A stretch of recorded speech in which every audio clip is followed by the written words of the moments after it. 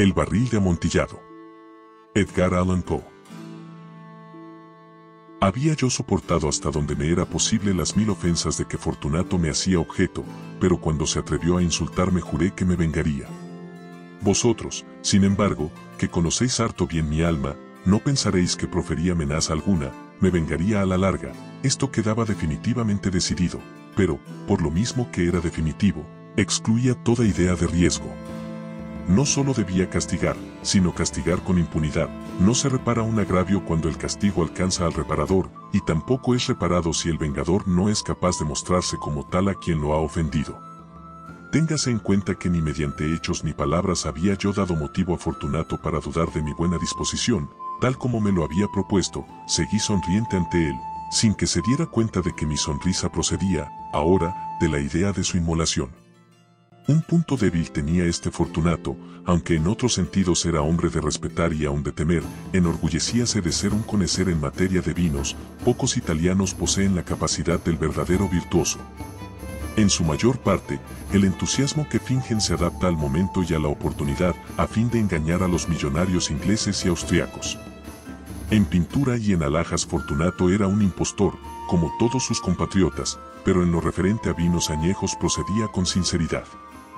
No era yo diferente de él en este sentido. Experto en vendimias italianas, compraba con largueza todos los vinos que podía.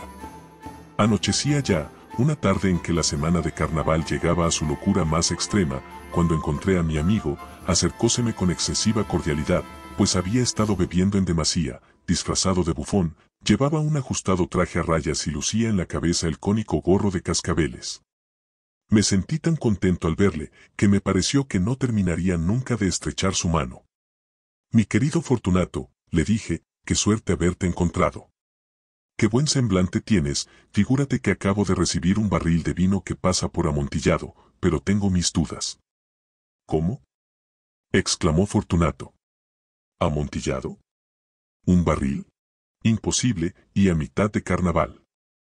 Tengo mis dudas, insistí, pero he sido lo bastante tonto como para pagar su precio sin consultarte antes. No pude dar contigo y tenía miedo de echar a perder un buen negocio. Amontillado. Tengo mis dudas. Amontillado. Y quiero salir de ellas. Amontillado. Como estás ocupado, me voy a buscar a Lucreci. Si hay alguien con sentido crítico, es él. Me dirá que Lucreci es incapaz de distinguir entre amontillado y Jerez. Y sin embargo no faltan tontos que afirman que su gusto es comparable al tuyo. Ven, vamos. ¿A dónde? A tu bodega. No, amigo mío, no quiero aprovecharme de tu bondad, noto que estás ocupado, y Lucreci. No tengo nada que hacer, vamos. No, amigo mío, no se trata de tus ocupaciones, pero veo que tienes un fuerte catarro. Las criptas son terriblemente húmedas y están cubiertas de salitre. Vamos lo mismo. Este catarro no es nada. Amontillado. Te has dejado engañar. En cuanto a Lucreci, es incapaz de distinguir entre Jerez y amontillado. Mientras decía esto, Fortunato me tomó del brazo. Yo me puse un antifaz de seda negra y, ciñéndome una roqueler, dejé que me llevara apresuradamente a mi palacio. No encontramos sirvientes en mi morada, habíanse escapado para festejar alegremente el carnaval. Como les había dicho que no volvería hasta la mañana siguiente, dándoles órdenes expresas de no moverse de casa, estaba bien seguro de que todos ellos se habían marchado de inmediato apenas les hube vuelto la espalda. Saqué 2 antorchas de sus anillas y, entregando una a Fortunato, le conduje a través de múltiples habitaciones hasta la arcada que daba acceso a las criptas. Descendimos una larga escalera de caracol, mientras yo recomendaba a mi amigo que bajara con precaución. Llegamos por fin al fondo y pisamos juntos el húmedo suelo de las catacumbas de los Montresors. Mi amigo caminaba tambaleándose, y al moverse tintinearon los cascabeles de su gorro. El barril, dijo. Está más delante, contesté, pero observa las blancas telarañas que brillan en las paredes de estas cavernas. Se volvió hacia mí y me miró en los ojos con veladas pupilas que destilaban el flujo de su embriaguez. ¿Salitre?, preguntó, después de un momento. Salitre, repuse. ¿Desde cuándo tienes esa tos? El violento acceso impidió a mi pobre amigo contestarme durante varios minutos. No es nada, dijo por fin. Vamos, declaré con decisión.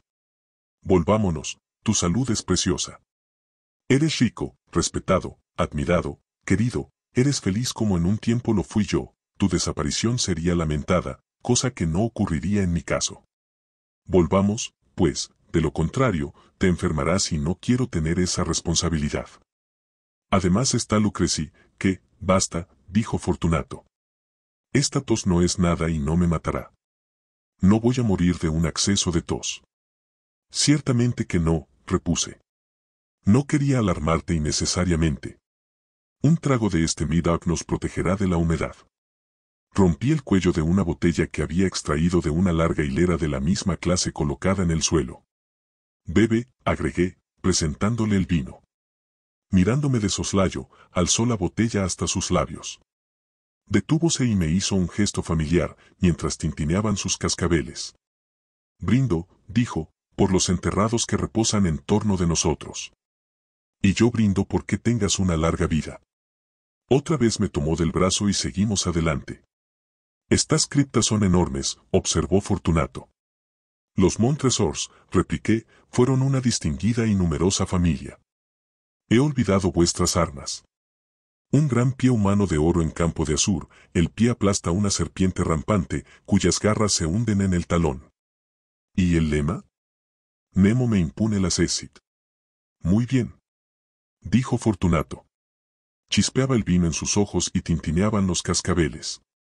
El Medoc había estimulado también mi fantasía. Dejamos atrás largos muros formados por esqueletos apilados, entre los cuales aparecían también barriles y pipas, hasta llegar a la parte más recóndita de las catacumbas. Me detuve otra vez, atreviéndome ahora a tomar del brazo a Fortunato por encima del codo. Mira cómo el salitre va en aumento, dije. Abunda como el moho en las criptas. Estamos debajo del lecho del río, las gotas de humedad caen entre los huesos. Ven, volvámonos antes de que sea demasiado tarde. La tos. No es nada, dijo Fortunato, sigamos adelante, pero bebamos antes otro trago de Medoc. Rompí el cuello de un frasco de degrave y se lo alcancé. Vaciólo de un trago y sus ojos se llenaron de una luz salvaje, riéndose, lanzó la botella hacia arriba, gesticulando en una forma que no entendí, lo miré, sorprendido, repitió el movimiento, un movimiento grotesco. ¿No comprendes? No, repuse. Entonces no eres de la hermandad. ¿Cómo? No eres un masón. ¿O sí? Exclamé, sí lo soy. ¿Tú, un masón? Imposible. Un masón, insistí. Haz un signo, dijo él, un signo. Mira, repuse, extrayendo de entre los pliegues de mi roqueler una pala de albañil. Te estás burlando, exclamó Fortunato, retrocediendo algunos pasos. Pero vamos a ver ese amontillado. Puesto que lo quieres, dije, guardando el utensilio y ofreciendo otra vez mi brazo a Fortunato, que se apoyó pesadamente. Continuamos nuestro camino en busca del amontillado. Pasamos bajo una hilera de arcos muy bajos, descendimos, seguimos adelante y, luego de bajar otra vez, llegamos a una profunda cripta, donde el aire estaba tan viciado que nuestras antorchas dejaron de llamear y apenas alumbraban. En el extremo más alejado de la cripta se veía otra menos espaciosa, contra sus paredes se habían apilado restos humanos que subían hasta la bóveda, como puede verse en las grandes catacumbas de París. 3 lados de esa cripta interior aparecían ornamentados de esta manera.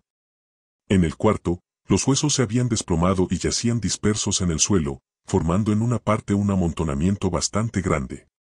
Dentro del muro así expuesto por la caída de los huesos, vimos otra cripta o nicho interior, cuya profundidad sería de unos 4 pies, mientras su ancho era de 3 y su alto de 6 o 7, no parecía haber sido construida con algún propósito especial, ya que solo constituía el intervalo entre 2 de los colosales soportes del techo de las catacumbas y formaba su parte posterior la pared, de sólido granito, que las limitaba.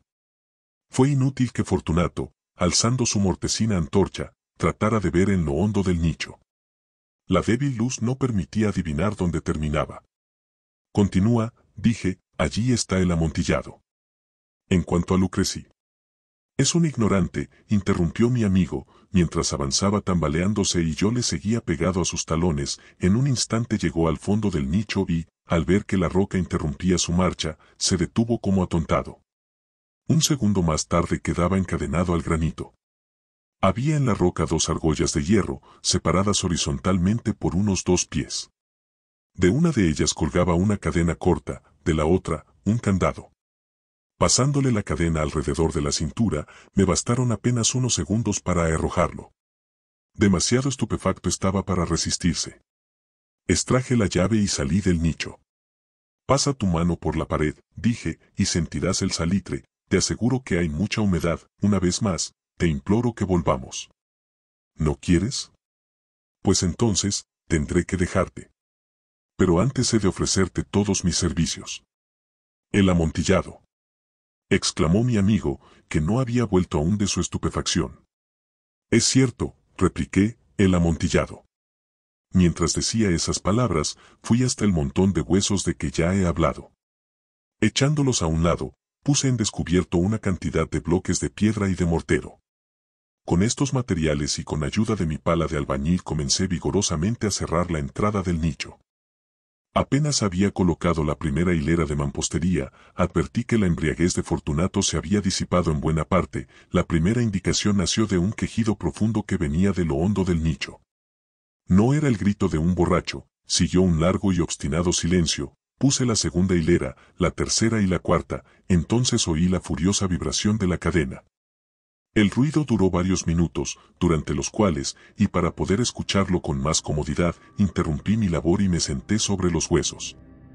Cuando, por fin, cesó el resonar de la cadena, tomé de nuevo mi pala y terminé sin interrupción la quinta, la sexta y la séptima hilera. La pared me llegaba ahora hasta el pecho. Detúveme nuevamente y, alzando la antorcha sobre la mampostería, proyecté sus débiles rayos sobre la figura allí encerrada. Una sucesión de agudos y penetrantes alaridos, brotando súbitamente de la garganta de aquella forma encadenada, me hicieron retroceder con violencia. Vacilé un instante y temblé. Desenvainando mi espada, me puse a tantear con ella el interior del nicho, pero me bastó una rápida reflexión para tranquilizarme. Apoyé la mano sobre la sólida muralla de la catacumba y me sentí satisfecho. Volví a acercarme al nicho y contesté con mis alaridos a aquel que clamaba. Fui su eco, lo ayudé, lo sobrepujé en volumen y en fuerza. Sí, así lo hice, y sus gritos acabaron por cesar. Ya era medianoche y mi tarea llegaba a su término. Había completado la octava, la novena y la 10ª hilera. Terminé una parte de la 11ª y última, solo quedaba por colocar y fijar una sola piedra. Luché con su peso y la coloqué parcialmente en posición. Pero entonces brotó desde el nicho una risa apagada que hizo erizar mis cabellos. La sucedió una voz lamentable, en la que me costó reconocer la del noble Fortunato. Ja ja, ja ja. Una excelente broma, por cierto, una excelente broma. ¿Cómo vamos a reírnos en el palacio, ja ja, mientras bebamos, ja ja? El amontillado. Dije. Ja ja. Sí, el amontillado. Pero, ¿no se está haciendo tarde? ¿No nos estarán esperando en el palacio, mi esposa y los demás? Vámonos. Sí, dije, vámonos. Por el amor de Dios, Montresor. Sí, dije, por el amor de Dios. Esperé en vano la respuesta a mis palabras, me impacienté y llamé en voz alta. Fortunato. Silencio, llamé otra vez. Fortunato. No hubo respuesta. Pasé una antorcha por la abertura y la dejé caer dentro. Solo me fue devuelto un tintinear de cascabeles, sentí que una náusea me envolvía, su causa era la humedad de las catacumbas. Me apresuré a terminar mi trabajo. Puse la última piedra en su sitio y la fijé con el mortero. Contra la nueva mampostería volví a alzar la antigua pila de huesos. Durante medio siglo, ningún mortal los ha perturbado. Requiescat in pace.